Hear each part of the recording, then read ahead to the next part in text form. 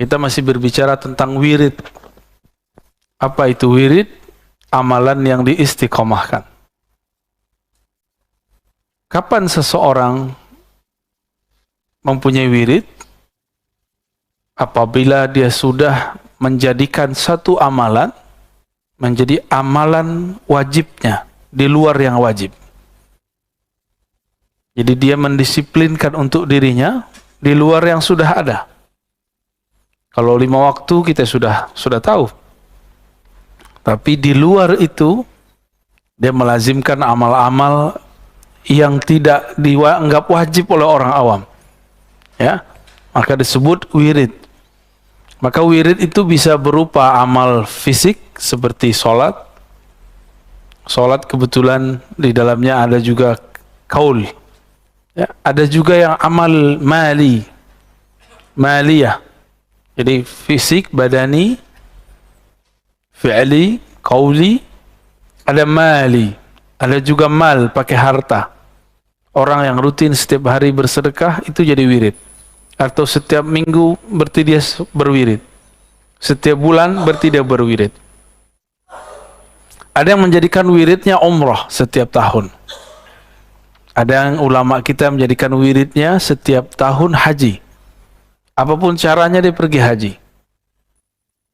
Dulu ada imam-imam kita yang hajinya 60 kali. Umurnya 80. Berarti dari umur 20 sampai wafat, dia selalu berhaji. Tapi khusus dia. Bukan kita ya. Baik. Tapi wirid secara umum, amalan bacaan yang kita rutinkan atau amalan fisik yang kita dawamkan. Misalnya teman-teman ini suka puasa Senin Kemis, maka disebut wirid. Ciri-ciri orang sudah punya wirid selain istiqamah, kalau ketinggalan dia qada. Jadi kalau antum ini malam tadi zikir, ketiduran, qada besoknya, baru disebut wirid. Jadi kalau masih amalan sunat kok, biarin aja, berarti belum jadi wirid. Faham? Ya. Punya kebiasaan baca Quran 1 juz sehari, legirihlah tidak kuat, tidak sanggup, maka diqada esoknya, maka ini disebut bacaannya wirid. Pertanyaannya, lebih duluan wirid atau warid? Nah, apa beda wirid dengan warid? Warid itu anugerah yang Allah berikan. Bisa maqam, rasa, hal ya. Getaran saat berzikir. Rasa, makna yang muncul dalam berzikir disebut warid. Duluan mana rasa itu datang atau wiridnya duluan? Kalau rasa dulu, itu yang benar. Karena rasa itu datang dahulu, baru kita wirid. Namun karena kolbu ini berpenyakit, rasa itu datang terasa bagi dia hambar.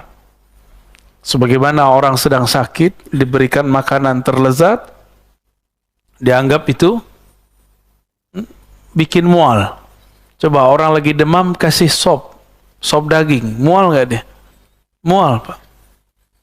Orang yang bukan mempunyai kolbun salim, kolbu yang selamat, diberikan wirid, diberikan zikir, itu kolbunya nggak merasakan nikmat. Jangan-jangan kita yang begitu, ya? Kayaknya rata-rata begitu deh ya. Sholat subuhnya masih kepikiran kemana-mana soalnya. Jadi warid itu hal rohani, keadaan rohani, anugerah rohani yang Allah berikan kepada orang yang berwirid. Bagi orang awam, beramal dulu baru dapat wirid, dapat warid. Itu terbalik. Bagi ulama yang mengenal Allah, karena ada warid turunlah kita dapat berwirid. Masalahnya tadi, kalau hati kotor, hati sakit, tidak bisa menikmati makanan hati. Ilustrasi lainnya, kalau kita masuk masjid dalam keadaan junub, berani nggak? Dalam ilmu kitab ini, kitab hati, kitab hikam, orang yang lalai kepada Allah disebut junub kolbunya. Jadi kita ini junub terus kayaknya ya. Tapi bukan pakai mandi wajib. Dia pakai tobat wajib. Jadi kolbunya dimandikan dengan taubah, dengan istighfar kepada Allah Subhanahu wa ta'ala. Masih tegang ya? Allahumma sholli ala sayyidina. Sayanya yang masih tegang.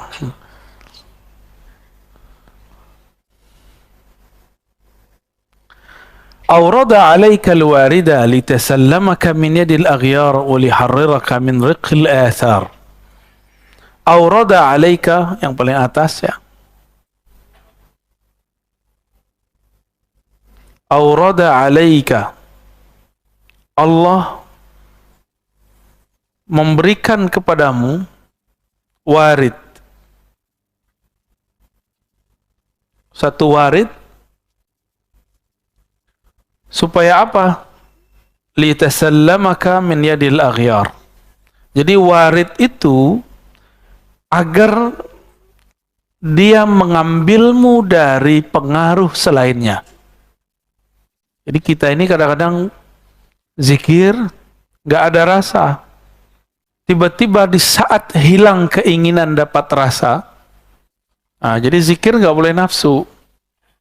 Baca Quran gak boleh nafsu, Pak. Kalau zikir punya nafsu, pengen khusyuk, gak dapat khusyuknya. Ya. Zikir pengen usul, pengen sakti, gak sakti-saktian tuh. Ya. Sama dengan ketemu guru, ketemu ustadz pakai nafsu, gak akan ketemu.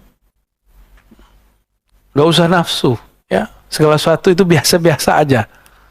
Jangan terburu-buru, jangan tergesa-gesa. Jangan maksa-maksa.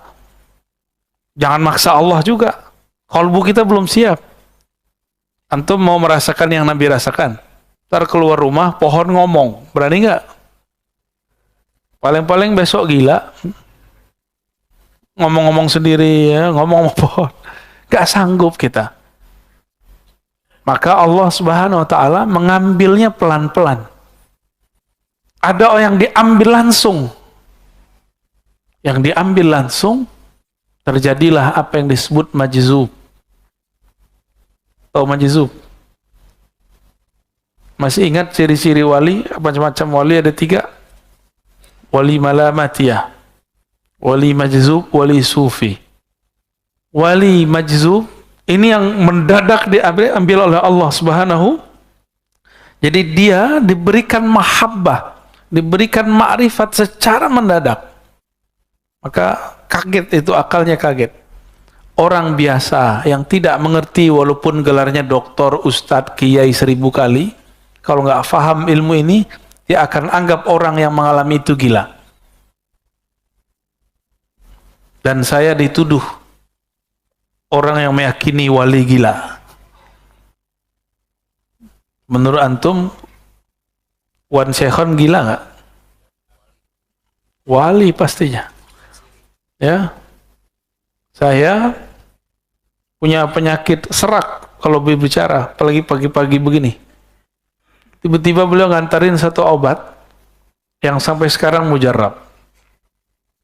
Dokter diobatin orang gila, mungkin nggak? Hah? Mungkin nggak? Mungkin nggak dia gila? Nggak mungkin. Ente yang nggak paham, ya. Jadi kita tidak pernah meyakini wali itu gila atau orang gila wali, nggak ada. Kita menyebutnya majzub, dan majzub beda dengan majnun. Majzub orang yang ketarik akalnya karena cinta, sedangkan majnun orang yang tertutup akalnya disebut gila. Waliharriraka min riqil athar. Allah memberikanmu warid, pertama menyelamatkanmu dari selainnya, yang kedua membebaskan kamu dari perbudakan athar alam semesta. Athar itu boleh juga diartikan ciptaan Allah Subhanahu wa ta'ala. Kita ini mohon maaf sudah jadi budak fulus, budak badan. Coba antum lihat, berangkat pagi, pulang sore. Untuk apa? Fulus, jujur aja. Fulus untuk siapa? Untuk keluarga, untuk anak, untuk badan, untuk lifestyle, gaya hidup. Berarti kita betul-betul jadi budak badan ini. Budak dari pasangan kita sendiri. Mau jadi budak. Ya, budak kalau di Malaysia anak-anak. Tapi perbudakan, paham perbudakan. Waliharriraka min rikil athar. Allah berikan rasa supaya kamu tinggalkan perbudakanmu. Inilah yang membuat antum hadir pagi ini. Insya salah satu perbudakan badan tidur.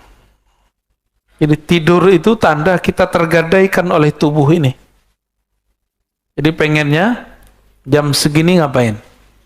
Tidur ya, sama Pak Sio pengen tidur. Tapi kena janji, nggak boleh egois. Ya. Doakan saja saya selamat dan sehat selalu, dan teman-teman yang bersama. Ya. Kalau dihitung-hitung capek Pak. Ngajar itu capek, lelah, tapi ya. Kalau kita pikir lelah, kapan berjuangnya? Ya. Itu suara apa itu, Bu?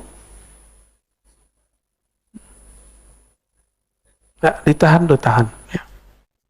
Yang terganggu bukan saya, orang di depan saya ini, kekasih Bapak Ibu ini.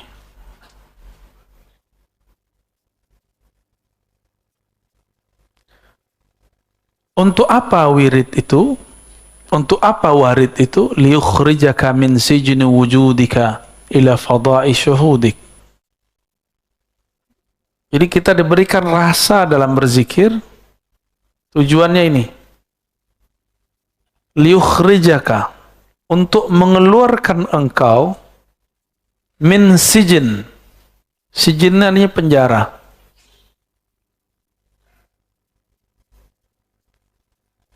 Kemarin saya ketemu dengan ketua rutan di pelosok negeri, di perbatasan Kalimantan Barat dengan Malaysia. Bapaknya baik sekali. Kita disambut benar-benar baik. Sebelum saya keluar, selesai kita ngisi kajian untuk para napi, nggak tahu napi namanya ya. Tiba-tiba ketua lapasnya, ketua rutan yang ngomong, Ustadz, doakan saya pindah segera. Waktu kajian saya ngomong, semua kita ini terpenjara. Saya tunjuk dia, ini dia terpenjara, ini terpenjara semua. Bedanya, yang lagi ditahan dengan fisiknya. Yang sedang bekerja, dia tahanan pekerjaannya, tahanan daripada tuannya, atasannya. Benar nggak? Suami istri kalau tidak kenal Allah, tidak cinta Allah dan Rasulnya, menjadi tahanan rumahnya. Coba lihat suami-suami ngomongnya apa? Takut sama istri. Padahal yang benar hormat kepada istri, dua hal yang berbeda. Menghargai istri itu beda sekali. Banyaklah kiai-kiai takut sama istri ya. Kalau kiai sudah takut sama istri, gimana nasib jamaahnya? Kalau kiai sudah takut dengan yang di rumahnya, bagaimana dia berjuang melawan musuh di luar sana? Yang di rumah bukan untuk ditakuti, tapi dicintai dan dihargai, udah sederhana. Dan mereka harus jalannya bersama Allah. Maka bahtera rumah tangga yang bukan karena Allah, bubar aja. Ya, untuk apa dipertahankan? Antum akan menjadi budak selama-lamanya. Jadi kalau nggak betul-betul sejalan kepada Allah, nggak usah dipertahankan. Satu mau kemana, satu mau kemana. Tapi saya yakin orang yang jatuh cinta, jika berbicara dengan cinta, dia mudah dibawa kepada Allah Subhanahu wa Ta'ala. Maka di rumah jangan keras-keras, Pak, ya. Mentang-mentang udah ngaji hikam terus kamu harus berwirid. Jangan begitu, biasa aja. Ya. Dalam ilmu keruhanian, kita tidak boleh memaksa seseorang yang di luar dirinya. Maka wiridnya murid seorang santri itu ngaji. Kalau muridnya seorang pegawai, maka dia dikasih wirid doa berangkat dan doa pulang, tapi disisipkan di tengahnya. Wirid kamu yang hakiki adalah bekerja dengan jujur dan amanah. Itu wirid paling tinggi bagi orang bekerja. Bagi pemimpin-pemimpin, itu wiridnya adalah amanah dan adil. Kalau wirid saya, ngajar dengan ikhlas. Ikhlasnya itu yang berat, Pak. Ngajarnya gampang. Ya. Tapi kalau sudah ikhlas, tidak ada lagi yang berat. Kenapa ikhlas itu berat? Karena pakai akal, diakal-akali. Tapi kalau sudah dengan ruhani, maka tiada hambatan. Bapak Ibu ini kan sudah bekerja, itu dengan hatinya. Maka tahu-tahu sudah 10 tahun bekerja, ya. Tahu-tahu udah 15 tahun bekerja, tahu-tahu udah beruban, tahu-tahu udah jadi kakek nenek. Bener, saking cintanya sama pekerjaan lupa. Saya mau tanya, Bapak sudah nikah berapa tahun? Iya, coba dikenang awal nikah, Pak. Langsung teringat? Sebentar nggak? Sebentar, berarti Bapak cinta sama istri. Ya, alhamdulillah. Ente udah hamim. Anak berapa? Rasanya berapa tahun? Ya, rasanya nikah udah berapa lama? Bentar. Berarti dia cinta sama bininya kan? Bapak buka tuh bajunya ada tatonya tuh. Ini galak-galak begitu ternyata hatinya lembut, ya. Dan kadang yang keras itu orang berserban kayak berkopiah kayak saya nih. Dia kan berserbannya belakangan ya. Kadang-kadang orang beragama, taat itu lebih keras, lebih kaku daripada orang-orang yang tubuhnya sudah bermaksiat, sudah bertato. Lebih gampang tersentuh kadang. Karena orang taat nih, sok taat. Kalau sudah ada sok sedikit, susah masuk ilmu. Allah berikan warid, rasa nikmat berzikir, kecanduan ngaji, itu warid. Antum merasa nikmat ngaji, ada lapang rasa dalam pikiran, itu warid paling mahal. Lebih gede daripada wirid 70.000 kali zikir. Lebih gede daripada sholat 1000 rakaat. Lah kok tiba-tiba ada jamaah, saat syuruk dia sholat dulu, ustadznya lagi ngomong. Berarti dia nggak dapat warid lagi ngaji. Dia beramal pakai nafsu, pengen dapat amalan, pahalanya, umroh dan haji gratis. Ya, padahal ngaji lebih utama daripada itu. Antum belajar satu bab, ini ada 2 bab nih. Itu sama dengan 1000 rakaat. Syuruk cuma 2 rakaat. Tuh, cerdas nggak orang begitu? Tapi di banyak masjid saya melihat begitu. Karena umat diajarkan mengejar pahala, bukan mengejar ma'rifat, bukan mengejar ilmu. Umat diajarkan mengejar benefit, keuntungan. Kalau kamu begini, kamu dapat ini, kamu begini, dapat ini. Ilmu begitu, tambah akhir zaman, tambah ditinggal orang.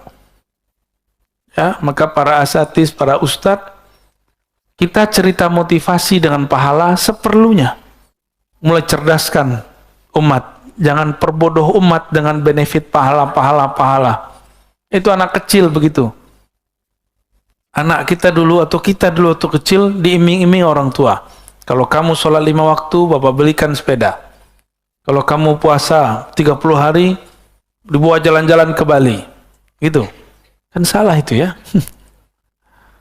Tapi untuk anak kecil boleh. Untuk anak kecil boleh. Saya pernah cerita, saya bilang ke anak saya, nanti kalau kamu puasanya benar, beliin laptop. Sekali kita ketiduran. Masya Allahu, ya fal. Kita ketiduran. Dia nangis. Dia nangisnya apa?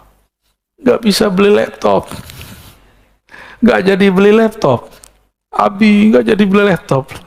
Bangun jam 6 semua. Sok-sok tahajud malam tadi. Lewat, bablas. Itu anak nangis bukan karena puasanya tidak lengkap. Bukan karena dia tidak sahur. Tapi karena dia berpikir, tujuan dia tadi apa? Laptop. Jadian, Pak. Mau begitu? Ya, Allah sudah tunjukkan sekarang-sekarang ini orang-orang yang mengajarkan iming-imingan begitu, itu banyak masalah. Ya, pasti banyak masalah. Kita doakan mereka, para asatis yang mengajarkan itu, semoga Allah angkat lagi derajatnya ke derajat yang di atas itu, biar dia tidak selama-lamanya membodoh-bodohkan umat. Ya, mohon maaf ini bahasa lumayan kasar. Mungkin sampai kapan ya?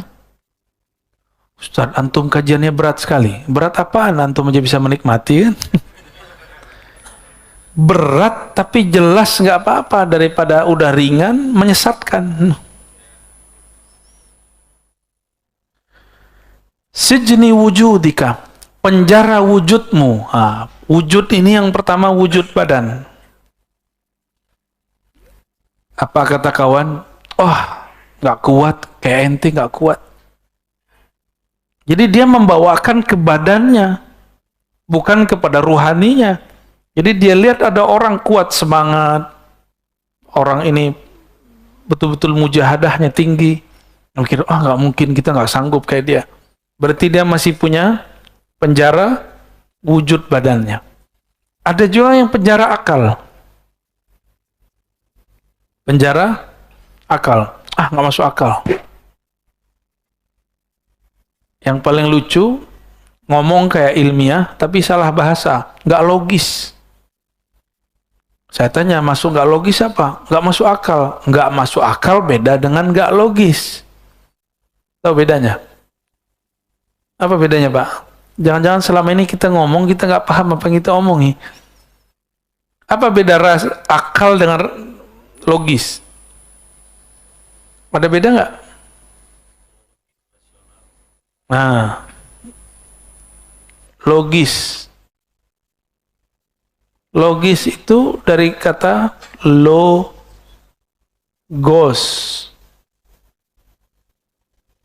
Artinya ilmu atau kata. Kata. Kalau tidak masuk akal, rasio. Nggak masuk akal berarti nggak rasional, irasional. Beda nggak? Nggak logis berarti struktur katanya yang masalah. Kalau nggak masuk akal, berarti akal nggak sanggup mencernanya. Bisa bedain? Api tidak membakar Nabi Ibrahim. Itu masuk ke mana? Irasional. Beneran. Akal antum berarti kecil. Hah? Berarti di Quran ada yang nggak masuk akal dong. Nggak masuk akal atau akal antum nggak sanggup? Kalah sama orang Banten nih.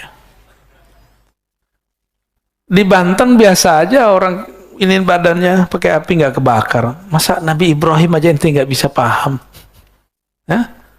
Berarti rasionya yang kurang terlatih. Ya, rasio itu yang kita sebut akal. Akalnya kurang cerdas itu aja. Ya mohon maaf ya. Semua di Quran masuk akal nggak? Seharusnya. Terus ketika saya turunkan satu-satu tadi, Nabi Ibrahim tidak terbakar. Terus nggak masuk akal. Justru itulah akal yang sebenarnya. Akal yang Allah mau itu akal yang sanggup memahami api tidak membakar itu gimana caranya. Gimana? Mulai ngebul. Jadi jangan sembarangan ngomong nggak logis ya. Nggak logis itu nggak sesuai dengan struktur kata-kata atau ilmu. Ini istilahnya orang hukum. Orang hukum tuh ngomong, argumen Anda tidak logis. Baru pas. Ya, coba kan ada persidangan nih tiap minggu yang masuk ke YouTube hasil-hasilnya. Lalu banyak komentator-komentatornya. Itu mereka berbicara di bab logis. Nah, seorang hakim itu membaca kelogisan seseorang. Walaupun dia benar, nggak logis salah. Walaupun dia salah, kalau dia bisa melogiskan, dia benar. Nabi sendiri yang ngomong. Jadi kata Nabi, aku ini cuma manusia. Kalau kalian bawa sesuatu dengan hujah yang logis, aku pasti percaya. Aku menangkan di pengadilan. Itu Nabi yang ngomong. Maka banyak kasus dari zaman Rasulullah, karena orangnya tidak bisa membawa hujah, dia gagal di pengadilan. Bukan berarti pengadilannya nggak adil. Pengadilannya adil secara logis. Tapi mungkin nggak adil secara perasaan. Gitu. Ya. Jadi versi orang awam itu beda. Keadilan dengan versi ahli hukum. Itu berbeda, Pak. Jadi jangan-jangan selama ini kita bilang nggak adil itu versi kejahilan kita. Ya. Di zaman Rasul kejadian kok. Memang Nabi nggak kasyaf? Nabi kasyaf.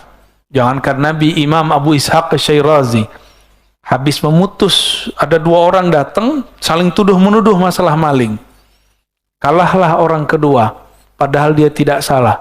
Besok bakal dipotong tangannya. Subuh-subuh seperti ini, tar siang mau dipotong. Imam Abu Ishaq Asy-Syirazi mimpi bertemu Rasulullah SAW. Apa kata Rasulullah SAW? Wahai Abu Ishaq, akhta'ta, kamu salah. Sebenarnya yang maling yang pertama, yang kedua tidak dapat bawa hujah. Bangun tidur, beliau tidak merevisi hasil keputusannya. Karena secara bukti yang dapat bawa bukti siapa? Karena kalau ilmu itu, pengadilan tuh pakai perasaan, hancur Pak pengadilan. Jadi di pengadilan tuh pakai bukti. Meskipun antum ini benar, nggak bisa bawa bukti, lewat.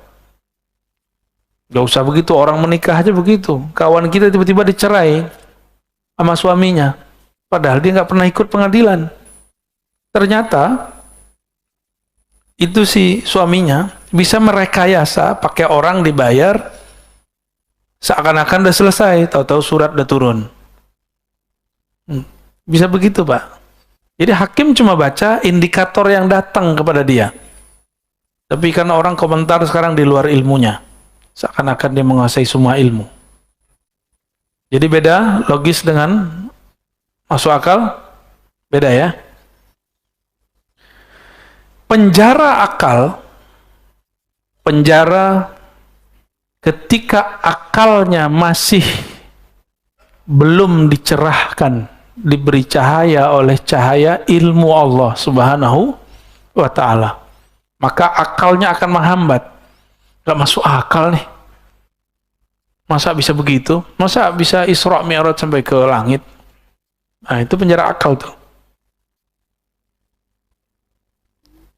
Kita punya seorang guru dulu, dia nggak punya kerjaan, Pak. Menurut kasat mata. Tapi dia ngajar. Kita lupa, ngajar itu juga pekerjaan. Bedanya, kalau kita kerja untuk bos kita, dia kerja untuk Allah. Allah yang jamin dia. Lebih banyak mobilnya dari orang yang kerja untuk dunia. lebih banyak tanahnya. Orang datang, Pak Kiai, saya mau kasih tanah. Pakai syarat, tidak, bil 10 hektar, 10 hektar. Orang kerja 50 tahun, 1 hektar pun tidak dapat ya.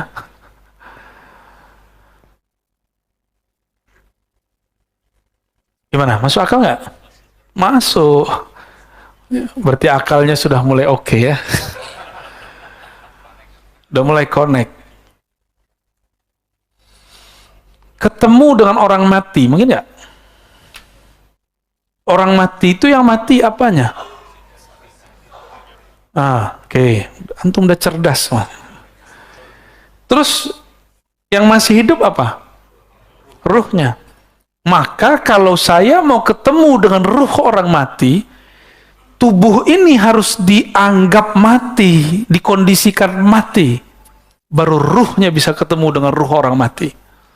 Itulah yang terjadi pada baginda Rasul sallallahu alaihi wasallam. Ketika beliau mengatakan ra'aitu Musa yusolli fi qabri. Aku melihat Sayyidina Isa salat di dalam kuburnya. Bukan di atas kubur, tapi di dalam kubur. Lebih canggih lagi tuh. Beliau ketika sampai di Al-Masjid Al-Maqdis, Baitul Maqdis, melihat 124.000 para nabi dan rasul salat di belakangnya. Itulah, ini asrar, rahasia, bahwa semua para nabi kemudian menjadi umat Nabi Muhammad sallallahu alaihi wasallam. Jadi makmumnya beliau semua. Maka wajar beliau mengatakan, itu Nabi Ibrahim pun butuh syafaatku baru bisa masuk surga. Apalagi kalian, ya, sok-sokan baru tahajud berapa tahun, ya. Baru ngaji sunnah bid'ah kemarin sore, udah bisa ngancem-ngancem ustadz, ya. Saya bersaksi di akhirat, Anda ini sesat. Emang ente sempat jadi saksi? Berarti dia nggak mengenal akhir zaman, akhirat. Jadi ada namanya al-ilmu bi akhir zaman atau bil akhirah. Ilmu mengenai akhir zaman dan akhirat. Bahwa di akhirat itu nanti orang nggak akan sempat memikirkan orang lain. Hanya Rasulullah lah yang sempat memikirkan selain dirinya dan pewaris Rasulullah Sallallahu Alaihi Wasallam. Orang yang di dunia ini memikirkan umat, nanti dia di sana akan dekat dengan Rasulullah Sallallahu Alaihi Wasallam. Tapi orang yang sekarang di dunia ini, dia memikirkan dirinya sendiri, dia jauh dari Rasulullah Sallallahu Alaihi Wasallam. Dari penjara wujudmu kepada fadha'i syuhudik, kepada limpahan penyaksian kepada Allah atau ranah menyaksikan Allah Subhanahu wa ta'ala. Itu tadi. Kalau Bapak bisa masuk akal nggak? Kiai di kampung digaji 200.000 sebulan dari pesantren. Tapi bisa berangkat umroh haji lebih sering dari Bapak ini.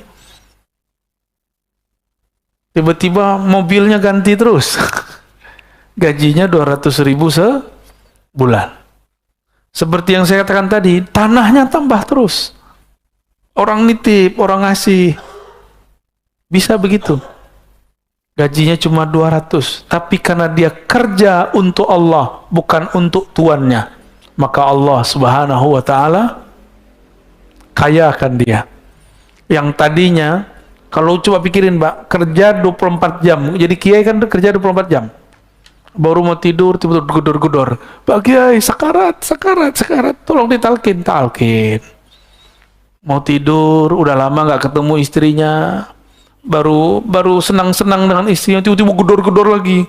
Pak Ustadz, ada yang kesurupan. Orang ustadznya dukun kali ya. Akhirnya ya datanglah ke sana. Selesai, dikasih amplop TKS. Terima kasih Ustadz. Gak dikasih apa-apa. Tapi si Ustadz bekerja untuk Allah. Allah yang jamin dia. Percaya bahwa keberkahan bukan pada angka-angka. Keberkahan ada karena orang memandang Allah Subhanahu wa Ta'ala. Ya. Saya kalau pikir-pikir di pesantren atau di kampus ngajar, malas kita, Pak. Tapi kita pikirkan keberkahan, Masya Allah. Ya, ada aja. Dan keberkahan itu milik mutlak Allah Subhanahu wa Ta'ala, dan dia bisa kirim lewat benda apa saja, di saat kapan saja. Gimana? Yakin anaknya mau jadi kader, jadi kiai? Gaji 200.000 sebulan. Baik. Jadi untuk apa wirid? Warid itu memerdekakan kamu dari perbudakan selain Allah Subhanahu wa Ta'ala. Sebenarnya di kolbu ini ada penjara. Sebelum masuk ke dalam kolbu ada penjara, namanya penjara cahaya. Jadi orang kalau masuk ke situ, dia sudah merdeka dari yang sebelumnya, tapi masuk ke penjara baru. Ini ada teksnya di sini ya. Al-anwar matayal qulubi wal asrar. Al-anwar, apa arti anwar? Cahaya. Ada namanya anwar? Ada ya? Anwar. Cahaya-cahaya itu matayal qulub. Mataya itu boleh diartikan kendaraan. Cahaya itu adalah kendaraan untuk kolbu dan sir. Ini kolbu, ini sir ya. Apa arti sir? Jadi kolbu kita itu ada lapisan-lapisannya. Lapisan terdalam sebelum masuk ke ranah ruh namanya sir. Ya.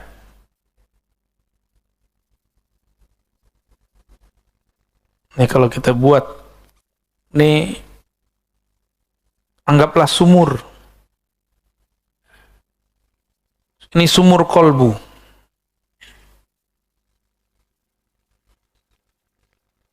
Kalau kita lihat ke dalam sumur,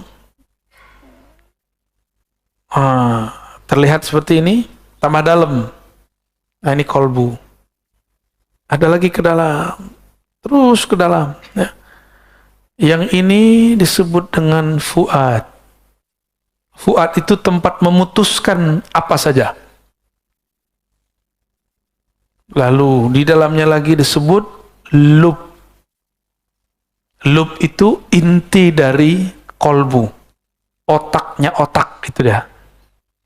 Jadi semua kecerdasan kita ada di lub. Orang yang berpikir dengan lubnya, dia akan mampu membaca 10 tahun ke depan.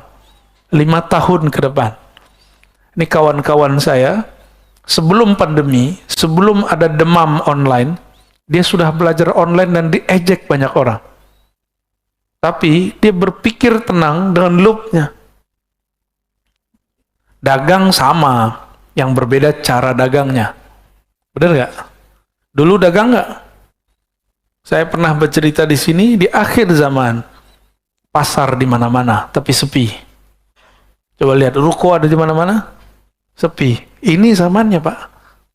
Dulu saya pikirkan, pasar sepi, nggak ada transaksi. Ternyata Nabi hanya sanggup membahasakan ke masyarakat Arab saat itu, akhir zaman, pasar-pasar luas di mana-mana, tapi sepi. Maksudnya, orang cukup pakai handphone, smartphone. Itu zaman Nabi Yusuf aja nggak ada itu, Pak. Nabi Sulaiman bisa terbang kemana-mana, itu iri dengan zaman ini.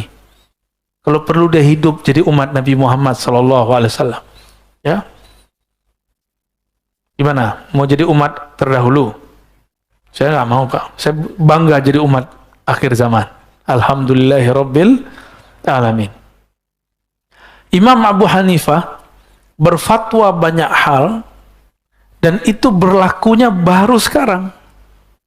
Zakat fitrah boleh dengan yang senilai, boleh dengan fulus, boleh dengan yang senilai. Misalnya kita pakai pencet-pencet jadi nggak?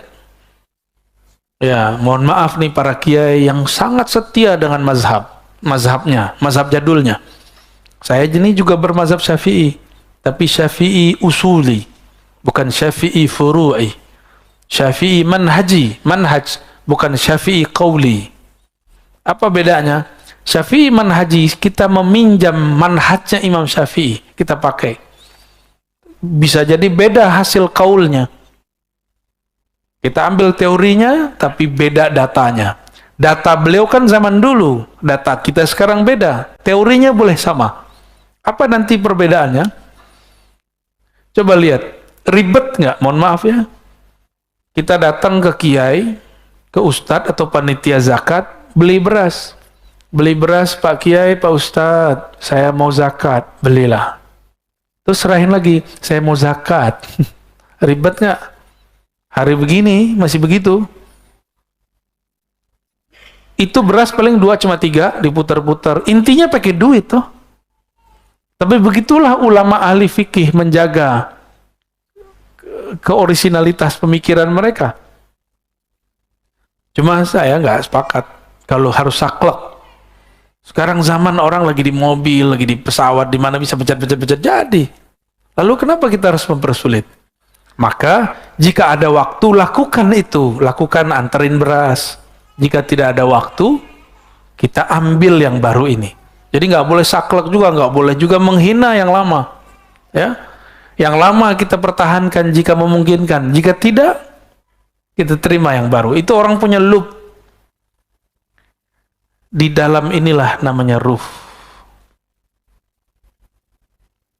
Qalbu ini, supaya dia bergerak masuk ke dalam fuad, dia harus pakai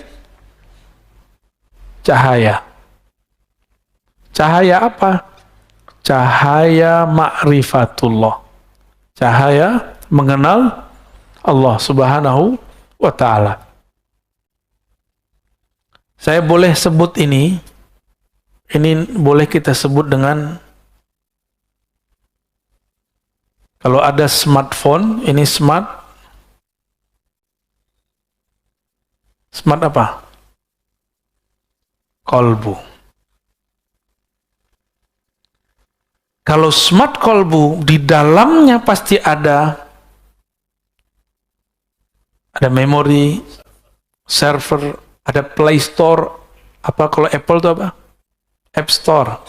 Ini juga ada Kolbu Store. Bukan store, Pak. Apa yang terjadi di sana? Allah menurunkan di dalamnya rahasia-rahasia, ilmu pengetahuan. Kenapa ilmunya para ustadz mentok? Ngaji itu yang diulang-ulang. Karena ilmunya terbatas pada yang tertulis atau yang didengar. Atau pada hafalannya. Kalau dia punya smart kolbu, aktif. Ada pulsanya, ada paketnya. Kan beda paket, beda hasil, Pak. Ya. Atau dia nggak punya, dia cuma punya jaringan wifi. Maka dia aktifkan, dia dekat kepada sumber, maka dia bisa mendownload. Orang yang bisa merasakan inilah yang disebut laduni. Jadi paham laduni itu apa? Masuk. Bisa dipahami. Jadi laduni itu nggak aneh-aneh, Pak. Laduni itu bukan berarti kepala dikeplak-keplak terus masuk ilmu, tuh nggak. Ambil kitab terus gini, masukin, nggak begitu. Zikir 70.000 kali dapat laduni, enggak. Laduni itu bukan orang banyak zikir, orang banyak baca. Laduni itu ketika si kolbu tahu dari mana dia menggali. Kolbu menggali dari buku, atau kolbu menggali dari lub dan sirnya. Kalau dia menggali dari lubnya, dia bisa memprediksi masa depan. Jika dia menggali dari sirnya, dia dapat membaca rahasia apa saja di alam semesta. Kalau pakai ruh, nggak ada batas, unlimited. Itulah rohani Rasulullah sallallahu alaihi wasallam. Jadi yang pakai ruh itu cuma Rasulullah. Para nabi paling sampai lub. Para nabi, Pak. Jadi 124.000 para nabi itu paling tinggi cuma lub dan sir. Lub, sir, lubnya dan sirnya. Oh, ini ada satu sini lagi ya.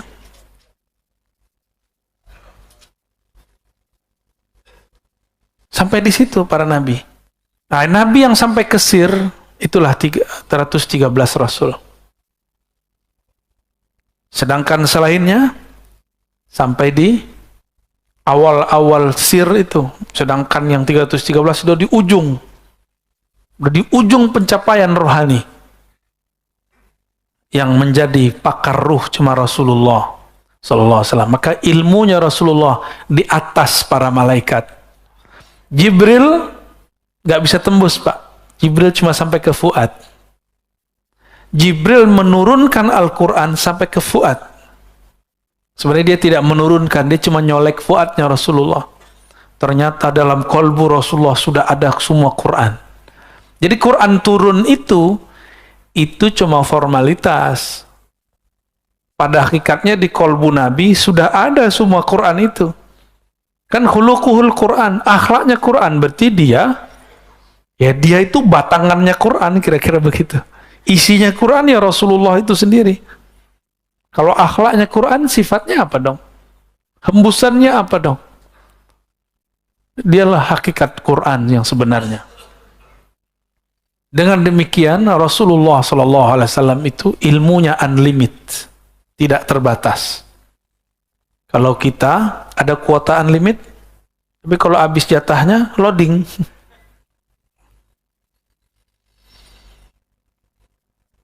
Smart kolbu inilah kolbunya para wali, kolbunya para nabi. Salatullah wassalamuhu alaihim. Gimana? Cukup? Beneran? Baru mukodimah ini ya. Ya udah, aneh tambah satu lagi hadiah buat antum ya. Jangan sholat syuruk ya.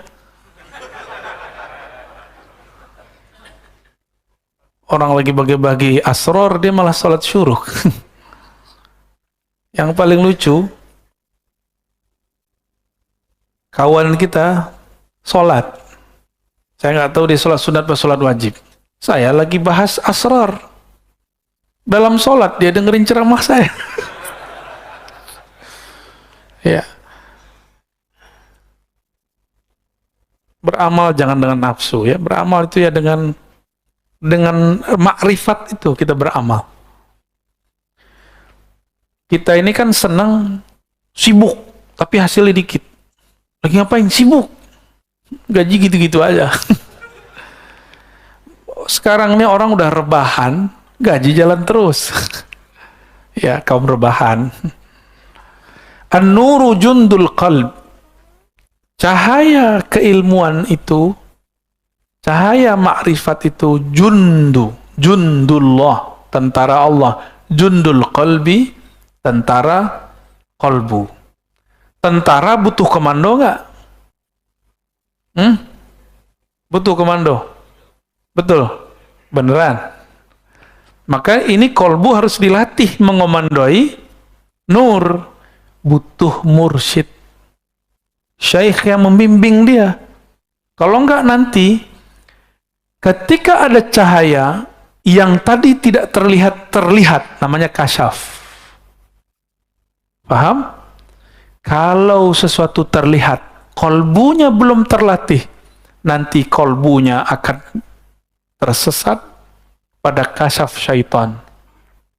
Karena kasyaf ini terbagi, ya, kasyaf, apa arti kasyaf? Terbukanya tabir gaib. Kasyaf ya. Terbukanya tabir gaib. Kasyaf ini ada kasyaf syaitani.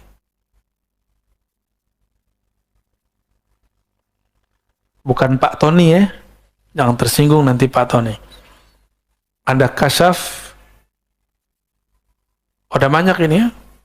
malaki, malaikat. Kasyaf malaikat biasanya dengar zikir. Jadi antum nih kalau jalan, mungkin ada di antara kita nih, pas jalan keluar, dengar pohon zikir. Itu namanya kasyaf malaki. Ya. Atau seakan-akan terbawa ke alam lain, lalu melihat ada sekelompok komunitas di alam yang kita tidak tahu alamnya, mereka sholat, mereka zikir. Ya. Itu namanya malaki. Asik, Pak. Alam-alam begini nih asik. Termasuk yang syaitoni ini asik. Bener asik. Terus ada kasyaf akli, akal kita. Yang paling tinggi kasyaf ilahi. Apa perbedaannya antara ini, kita hapus saja ya, syaitani dan ilahi. Perbedaannya cuma satu. Ilahi menambah seseorang ma'rifat kepada Allah, membuat dia tambah merasa hina, sedangkan kasyaf syaitani membuat dia merasa sakti, mulia, wali. Dia merasa dirinya lebih tinggi dari wali manapun. Syaitani ini biasanya dicirikan dengan melihat aib-aib orang. Makanya kita tegur kalau ada murid lagi zikir, terus dia melihat kawannya berwajah hitam. Saya bilang itu setan yang datang. Supaya kamu tengkar dan suuzon kepada kawanmu itu. Ya, jadi jangan langsung percaya. Ciri-ciri kasyaf syaitani, terbukanya aib orang lain. Dah, gitu aja. Jadi kalau setiap aib, itu bukan dari Allah. Dan biasanya, kalau itu dari Allah, dia berbicara aib, tapi nggak disebutkan orangnya. Cuma dikasih simbol-simbol. Suatu kali saya diuji oleh Allah. Harus mundur dari semua jadwal saya. Karena diperintahkan guru. Lalu saya menyarankan orang hikmah kepada guru saya untuk nggak percaya kepada panitia yang di sana. Karena mereka menurut saya tidak terpercaya. Tapi saya dianggap su'ul adab. Dan saya ridho. Tapi sebelum saya meridho itu, tiba-tiba Allah kasih penglihatan. Lagi tadi, sebelum kayak kita datang ke masjid 15 menit sebelum azan. Saya zikir 15 menit, tiba-tiba Allah tunjukkan. Habis lagi zikir nih, nggak tidur. Ada orang kayak santri cium tangan guru saya, tapi lidahnya seperti ular. Tapi orang ini nggak kelihatan wajahnya siapa. Nah, ini berarti dari Allah. Karena saya tidak kemudian bersuuzon kepada siapapun. Cuma kemudian mencari-cari ini siapa. Karena Allah Ta'ala yang menurunkan, maka kita katakan, ya Allah, bimbing aku di jalan. Jangan sampai menyalahkan orang yang tidak salah. Bantu menyelesaikan masalah.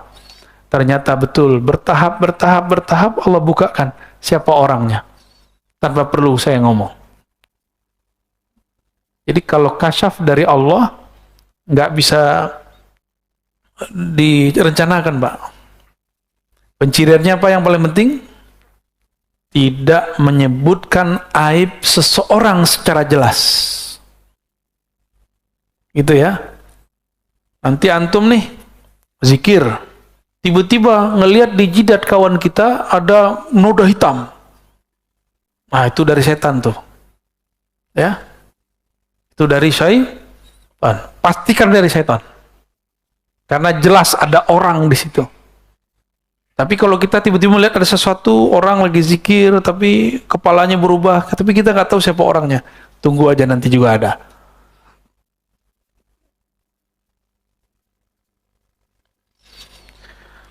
Cahaya itu tentara kolbu.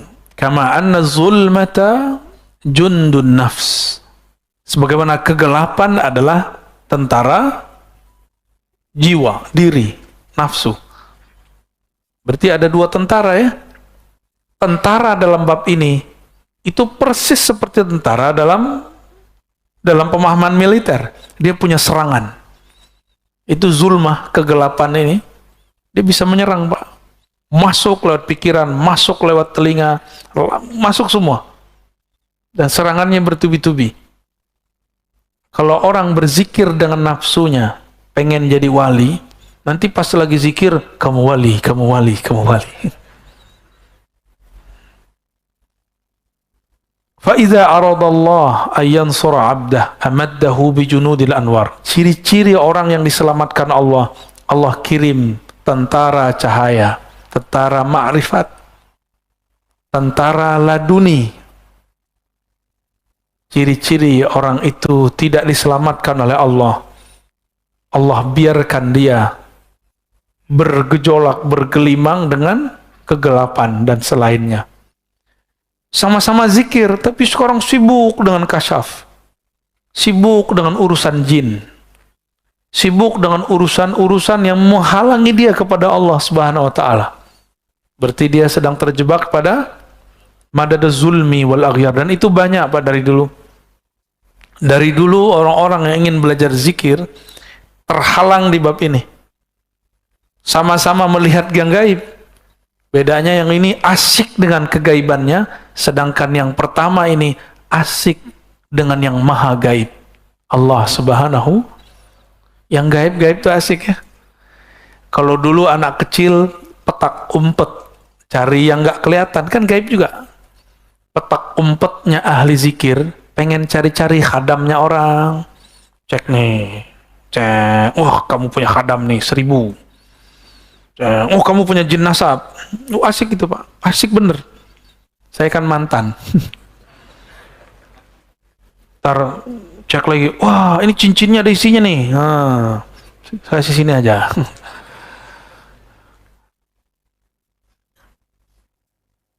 Maka kalau Bapak Ibu nih simpan benda-benda yang diisi-isi, saran saya dikubur aja. Kubur atau kasih ke orang ahli atau taruh di museum. Ya. Keris diisi itu ganggu Pak nanti. Ganggu zikir. Jimat udah buang tuh jimat ya, bakar, ya. Kalau ada kalimah Allah bakar. Kalau cuma benda-benda udah taruh aja. Bergantunglah kepada yang maha abadi. Jangan bergantung lagi kepada yang tidak abadi. Tawakkalu 'alal hayyil ladzi la yamut. Kalau engkau hendak bergantung bertawakal, bertawakallah kepada yang hidup tidak pernah mati. Bertawakal, berserah kepada guru-guru bakal mati. Sudah berapa banyak murid-murid jamaah, murid tarekat, murid zikir, kelimpungan sekarang gurunya mati, wafat syekhnya. Jangan bergantung sama guru. Apa kurang cukup pelajaran dari Sayyidina Umar? Saking cintanya, lagi mabuk cinta sama Rasul Sallallahu Alaihi Wasallam, tahu-tahu Rasulullah meninggalkannya. Kata beliau, siapa yang mengatakan Muhammad mati, aku matikan dia. Umar, Pak. Itu terjadi Pak di banyak komunitas zikir. Guru itu berjasa menjadi pintu. Kalau udah masuk sudah bersama yang di dalam pintu. Jangan, nggak usah dibawa-bawa pintunya. Ya. Paham maksud saya? Sayyidina Ali mengatakan, ana madinatul ilm wa aliyun babuha. Nabi Muhammad SAW menyebut Sayyidina Ali, aku kota ilmu, Ali pintunya. Itu hadis mutawatir, didhaifkan oleh kelompok pembenci ahlul bait. Ahlus sunnah cinta sahabat, cinta ahlul bait. Kita respect kepada dua golongan ini. Jadi ciri-ciri ahlus sunnah yang sebenarnya cinta ulama, sahabat, cinta ahlul bait. Cinta ahlul bait bukan berarti membenarkan semua kata-kata ahlul bait. Ini kan ada Sayyid, ya, ada Habib paling 1-2 orang.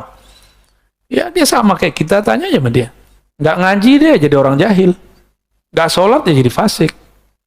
Ya, sama. Bahkan dosanya lebih besar dari kita. Karena di dalamnya ada darah Rasulullah Sallallahu Alaihi Wasallam. Emang enak jadi Habib. Ya, kawan-kawan mau jadi Habib, kita tahu Habib palsu.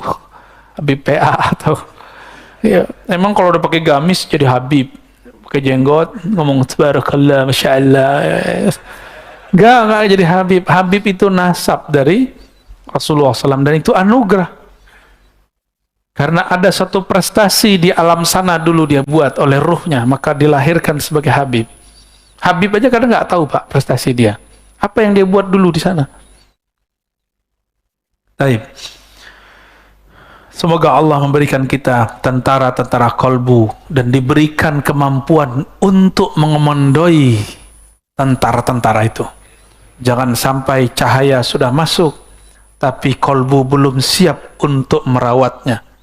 Maka rawatlah kolbu, bergurulah kepada ahli kolbu. Fas'alu ahli zikri in kuntum la ta'lamun. Tanya kepada ahlinya jika engkau tidak tahu. Jika tidak tahu fikih, tanya ke ahli fikih, jangan tanya ke sufi.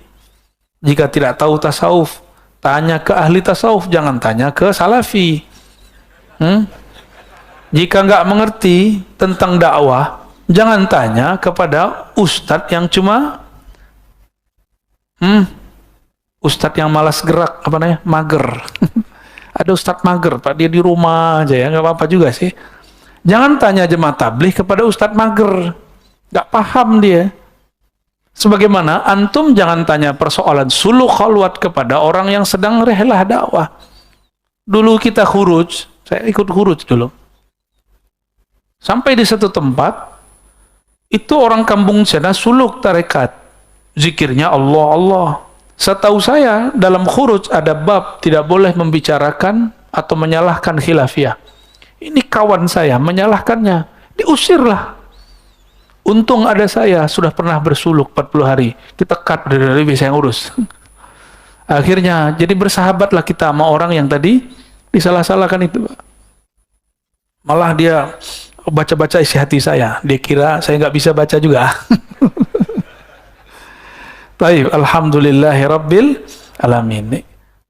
Ngebul ya. Semoga Allah kirim tentara kolbu, bukan tentara nafsu. Ya. Dekati ahlinya, jangan jauh dari mereka, amalkan ilmunya. Insya Allah tentara kolbunya dapat dikendalikan. Ya. Amin ya rabbal